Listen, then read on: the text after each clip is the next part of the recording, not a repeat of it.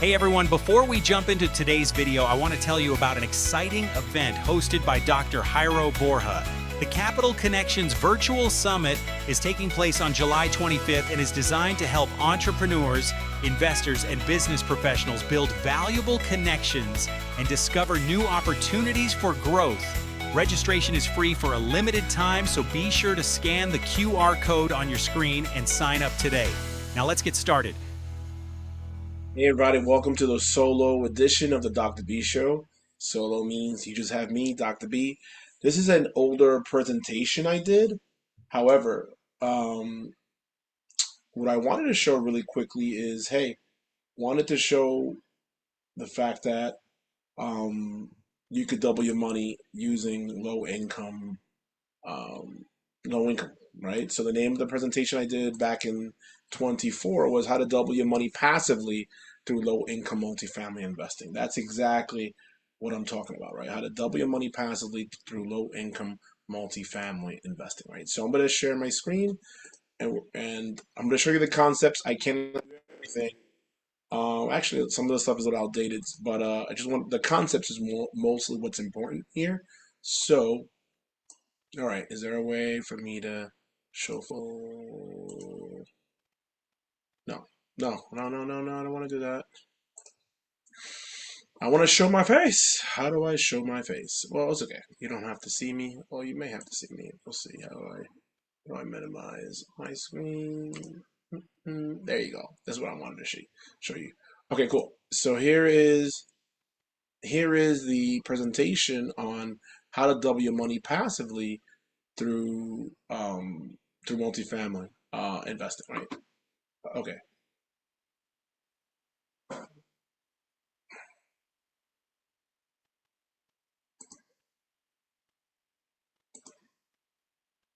All right. So how to double your money passively through low income multifamily investing, right? So obviously, the more money works for you, the less you have to work for your money. As of now, I'm hustling and hustling and hustling, right? So save is to put your money to rest. Invest is to put your money to work, which I've been investing my money. So again, this presentation or right is for educational purposes only. We will not provide financial, legal, professional advice.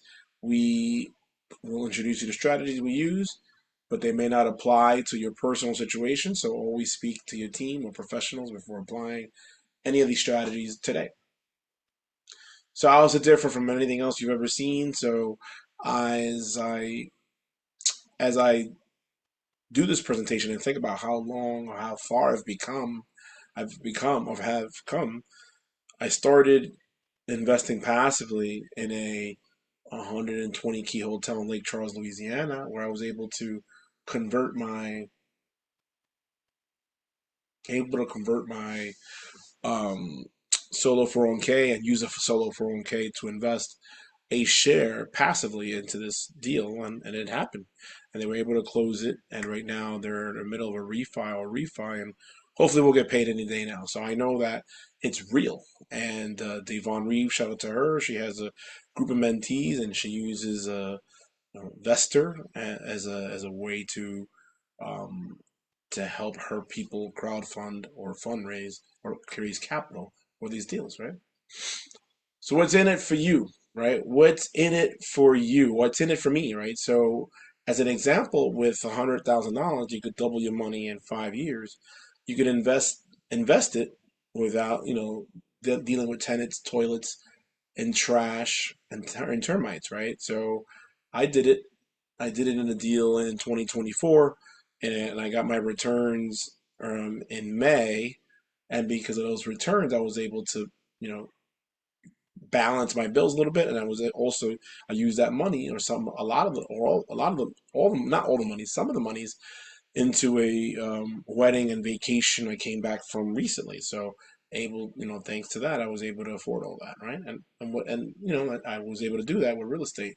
And if I could do it, you could do it as well, right? So that's what's in it for you.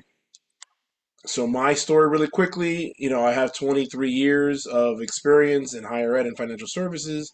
I'm an expert in training and development. I work with the Hispanic Chamber of Commerce and other nonprofits when it comes to entrepreneurship training. I'm a two-time best-selling author.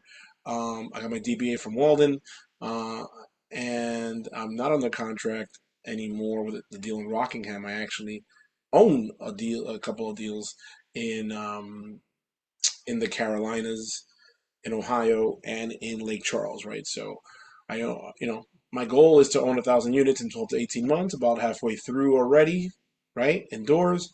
I want to be able to invest in notes. I want to be able to be the bank, write a third book with my daughter, which we've been procrastinating, blow up my show, blow up meaning expand, and then one day own a hotel, right? That's my goal. So how do I know it's real? I know it's real because I've been in it, every day. Now, my, clients have taken up a lot of my time, but my goal is to eventually wind down. And as I wind down, wind up when it comes to real estate investing. That's how I know it's real because I've gotten the returns and I'm in the monthly calls and I see Mike Ely, I see Wen, I see a couple of others, Tim, Vest do very well. And if they could do it, I could do it for sure, right? So that's how I know it's real, guys. So, um, you know, I'm in a organization or mastermind with over 200 folks, and a lot of us, or all of us, are doing very well in some way, shape, or form, right? So who owns the rental properties, right? So who owns rental properties, right? So that's how I usually start. Usually start with, let's say, owning your own property, and then you may have your existing primary property, and then you may rent upstairs or downstairs, and vice versa. Start that way, right? And then grow your portfolio from there, right? So rental properties are good, but sometimes you have to deal with the tenants, toys, and trash, right? You have to be very active, and if you don't live in the area, and if you're going to hire a property management company, or if you don't have a property management, you have to go back and forth. And if you do, you're gonna have to you're gonna have to eat that as part of your cost, right? So just letting you guys know that, right? So of course this is set up as a webinar, not talking to people. So a lot of folks are worried about inflation, worried about the economy today, and worried about retirement, right? So I have a plan. And right now, although a lot of days I think I'm not going to plan, I do think I'm going to plan, right? And it's important to have a plan, right? A lot of folks, you're trained to do 40 years at an organization or a couple of organizations, retire and travel, and that's it, right? But no, I have a couple things set up where as long as everything goes well, I'll be able to feed into a few properties, and that'll fund my quote unquote retirement, right? So you're able to double your money, passively. Did you know that you could double your money passively and from profiting from inflation could be done through multifamily, specifically through low income multifamily investing, right? So did you know that? And if you don't, now you know, right? So we're gonna go through a couple of scenarios, and I can't go over the specifics of the numbers, right? For legal reasons at this point. But what I can tell you is the concepts I want you to understand, right? But first, why multifamily, right? So this is an old chart from a couple of years ago, but look, one, apartment rents are more affordable than having a mortgage on a condo. Two, rent is cheaper, right? 2162 is the average monthly cost of a home mortgage. 1824 is a medium apartment rent, which is $338 cheaper, right? And apartment rent will go up over long term, right? So as demand for apartments increase, the cost of renting increase, a la your multifamily your property will increase, right? So although this is a little bit older from a couple of years ago, I just wanted to show you the concepts. The rate probably between 6 and 7 at the present time, probably.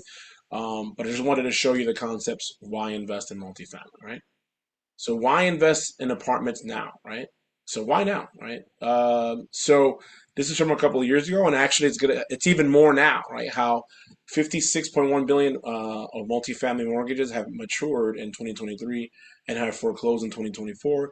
Those same, floating or variable rates again are maturing now. Hence, there's a lot of opportunities for foreclosure, right? So again, I just pulled this off the shelf, but a lot of the concepts still apply to today, right? So right now is the time to buy, because you have a lot of folks that are in foreclosure, um, and then you could get it on pennies on the dollar, right?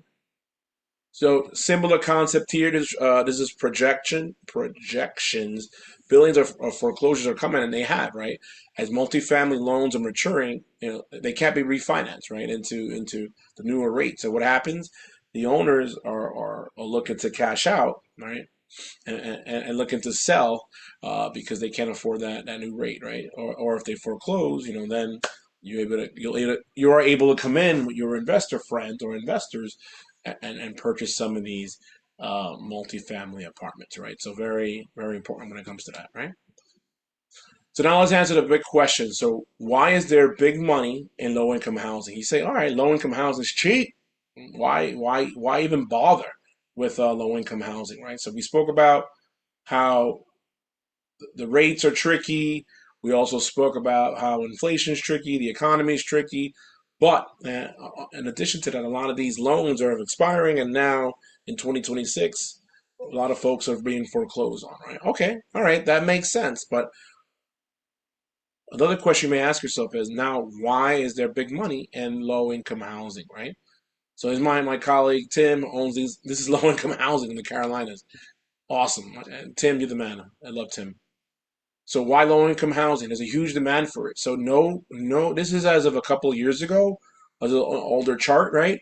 But I just wanted to give you a sense, right? No state has adequate supply of affordable rental housing for the lowest income renters, right? So look, check this out. Check out New Jersey, right? 30 or fewer affordable rental homes available per 100 people, right?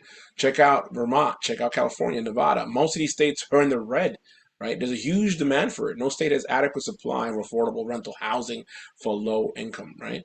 All right, so 30 or fewer in the red, 30 to 140 in, I guess, orange, 41 in yellow, and I guess that's, I don't know, peach, right? So look at that. All these major states, New York, Florida, Virginia, New Jersey, California, Nevada, there's no, there's a huge demand and there's not a lot, right? Huge demand, little supply when it comes to that. So that's why there's a market for for low income housing, right? So just to kind of give you a perspective, why low income housing there's very little competition as well. Only 10% of the entire investor base goes after 50% of the market, which are made up of affordable housing. The other 90% of the investor base are competing against each other for market rate properties, right? And let's face it, usually these are like C class properties, right? B, maybe B, C, right? A lot of these people are competing for A class turnkey properties, right? Not all, but a large percentage, right? Or a percentage of, right? So 10% go after the 50% of the market, which are made up of affordable housing, and the other 90 go after market rate property. So there's little to no competition when it comes to that. So how, you got to go with the blue ocean, baby, right? So before we answer that question, how do we profit from low-income housing? Let's discuss what LIHTC and how developers use it to develop low-income housing, right? Let's just discuss that for a minute, right? So this is how developer uses LIHTC to develop deals, right? So developer uses money as a down payment to, money to developer, right? There's, if you follow it, let's go here. Let's start from the top. All right, how developers build affordable housing with no money down. You have federal federal money, federal government, state agencies. The project is approved, right? The developer gets tax credit, right? In addition to that, the developer presents the affordable project to the state, right? The developer sells that tax credit. The corporations, individuals with huge liabilities, the money gets to the developers, right? The developer uses money as a down payment to build affordable housing. Essentially, no money down, right? So think about it. So, so yes, there is still the leverage of the credit and the leverage of past experience, right? Et cetera, right? No doubt, no doubt. But at the same time, once you present this project to the state agency, right, or the state's economic development authority, if the project gets approved, you get that tax credit, right? And then as a developer, you sell that tax credit, right, to a corporation or right with huge tax liabilities, right?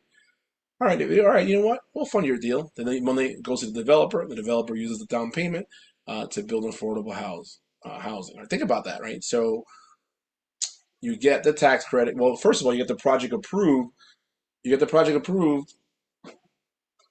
You get that tax credit. You offset that tax credit working with a corporation or right or individual is a huge tax liability, right? The money goes to the developer, and the money developer uses that as a down payment to build affordable housing. Voila, right?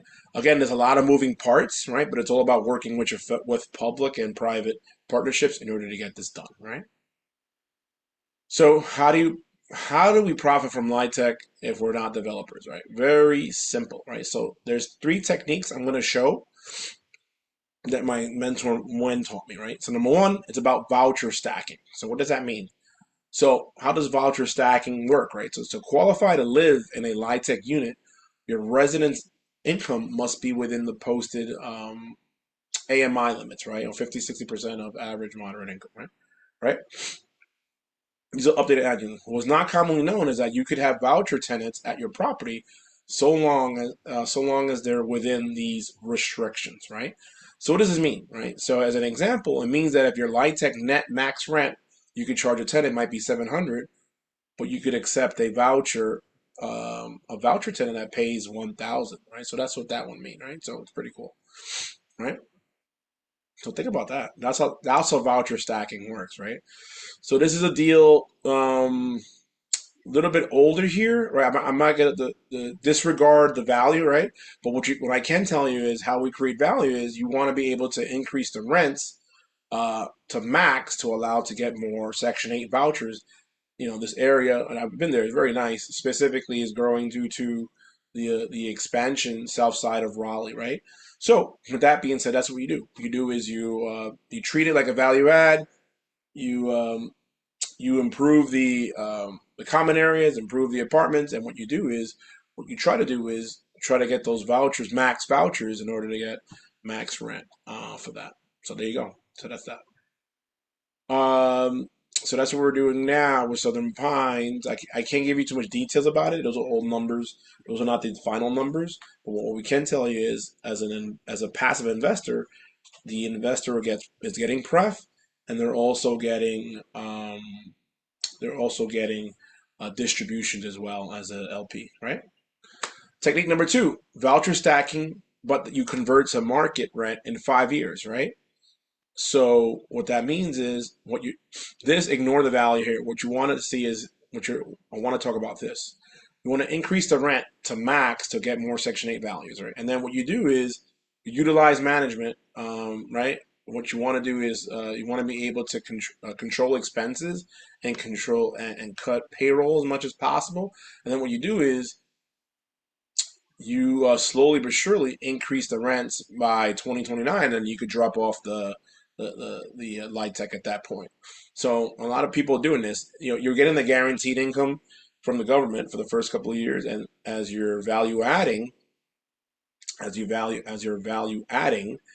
um, fixing the common areas, as you slowly but surely getting that increased rent, vouchers from the government, and then by year five, once everything is all said and done, you could yeah you could convert and charge into a market rent, and then you can make even more money off that. So that's number two. Number three is buying expiring LIHTCs and increase the market rents, right? So number one, technique one is essentially voucher stacking, kind of what I just explained. Technique number two is what we're doing in Hickory, a voucher stack and converting to market rent by year five. And then technique number three is buying expiring LIHTCs, talking to investors that, okay, this LIHTC deal is expiring in 2026. So knowing that it expires in 2026, you buy it. And then, since it's not, at a max cap rate, since it's not fully up to to par when it comes to the market rent, or even you could buy as is, and you'd be like, you know what, I'll do the rehab. You could negotiate that with the seller, and you could buy expiring LIHTC, and then what you do is you take it over, and then you just say, you know what, we're gonna make this a market rent, and we're gonna make this luxury approach style rent where we're able to charge the max amount of rent for a two-family or three-family in a specific area, right? So you increase the market rents from from 700 to 1,000 in certain situations, or a 14 to 1,600, right? And you assume the low interest financing and get, and you could also seller finance. That's not this wasn't actual deals, no longer in play, right? So I'm not I can't really show you those numbers anymore because all these deals are not available anymore. What I did wanted to show, however, was the um, the concepts, right? So again, let's review again. Number one, voucher stacking, right? Based off, and working with the, state and city agencies in order to do that, right? In order to get the max out of that. Number two is voucher stacking, but at the same time being able to convert those eventually to market rent in 5 years. And then the last one is simply buying expiring LIHTC deals, right? And then converting those directly into market rents, right? So there's pros and cons to that, right? Pro is okay, you're getting a decent apartment in an up and coming location, right? And then you could rehab it, luxury, and then charge the market rent. The drawback is okay, it's not going to be a LIHTC deal, and then you can't get that guaranteed check from the government once a month, on the first, right? So, but at the same time, you would be capped, but you're not capped, right? So, pros and cons of both there, right? So what's holding you back, right? So a lot of us have a 9 to 5 or live check to check or in a rat race or sometimes exchange a W-2 for a 1099, but are business owners or not investors, right? You're all in this rat race, right? So I think what happens with a lot of us is we tend to be we fear the, oh my God, I don't have a steady check. I don't have a steady 9 to 5 check, right? Um, and then because of that fear, it stumbles across. It freezes you, almost like analysis paralysis, right?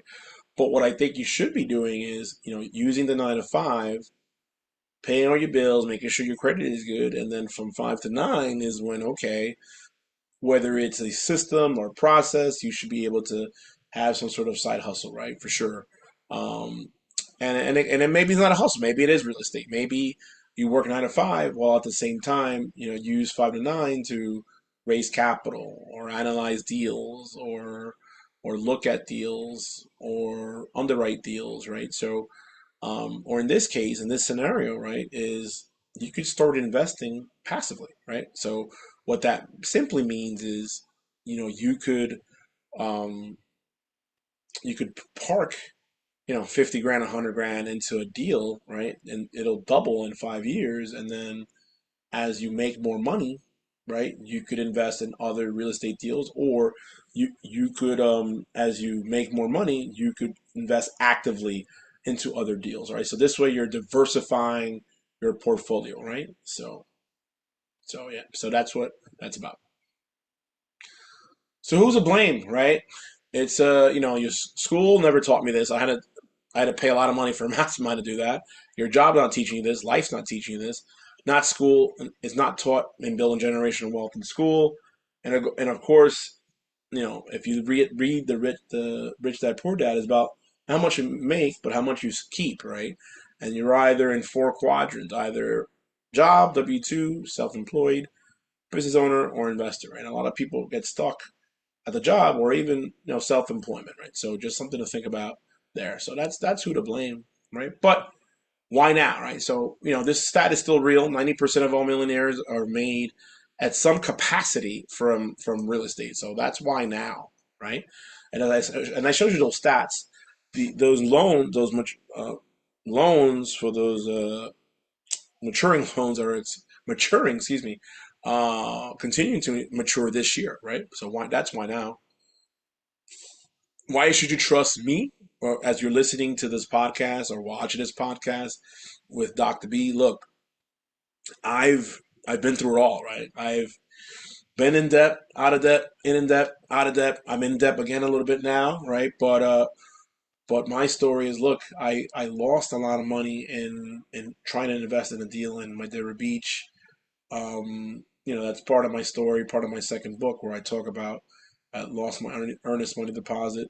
We were supposed to close on a deal that never panned out in May of 24, but I never gave up. I wound up doing stuff directly with my team, with the real estate team, the mastermind, and thanks to that, I was able to be involved in not one, not two, not three, but four real estate transactions, and now I'm trying to get involved in my fifth one, right? So that's why you should trust me, because I've been able to persevere, and even with like my clients demands lately, I've been very busy and it's been hard for me to raise, and even now, like, I wish right now I could take the time to raise, but I'll find time. I'll block time. I'm starting to block time, and I think it'll be good.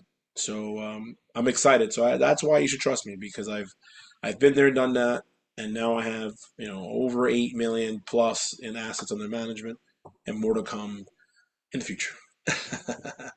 So how does it work? So this is from my this is from a template. So why private lending, or why you being a passive investor? You can have high return on your money, predictable income, no management costs, no headaches, no etc. It's a win-win for everybody. These are just some the other sources of private money, but these are the main ones, right? So it could be someone's dead 401k, someone's self-directed IRA, a HELOC, a trust fund, savings, personal or business line of credit, any inheritance money, right? Um, Life insurance and health savings account, credit cards, right? And or stocks as well, right? So if you see this, you say, you know what, I got 25K to play with or 50K to play with. Let's chat. I know you're watching this right now, but let's talk. Let's talk right now, man. Let's have a conversation, right? And of course, 5 common ways that lenders can fund the deal: obviously cash, HELOCs, lines of credit, retirement, and liquidating securities and investment, right? So how can you get started? Just give me a buzz, man. Let's just give me a call, or email me. Email me, give me a call, and or give me a call, or email me preferred, and then because we can schedule a time to call, and we can make it happen, right? Let's get started. Let's go, right? So again, we don't return, we don't guarantee any returns. We don't pool investor funds, and of course, go to sec.gov to learn more. So you have 3 options, right? So you could either do nothing and watch this podcast. Thank you so much. You could do it yourself. Good, goodbye, good luck. Or let me do the heavy lifting for you, right? And all you got to do is collect that money, end of year 2, quarterly, and of course on the distribution, right? Let me help you, right? So that's my information. Thank you for watching the Dr. B show, and I hope you learned something when it comes to raising not just raising capital, but how to make money, how to double your money passively through low income multifamily, right? So just as a recap, once again, there's 3 predominantly ways, right? How to make money through low income housing, right? There's voucher stacking. There's voucher stacking that converts the market rate, and then there's also the third one is um, buying expiring light tech deals to increase market rent, right? So hopefully that was very helpful and very educational for you all, and I look forward to seeing a lot of you. I know this will air right before July 25th. I know it's kind of like time, not meant to be time, but I'm plugging it anyway.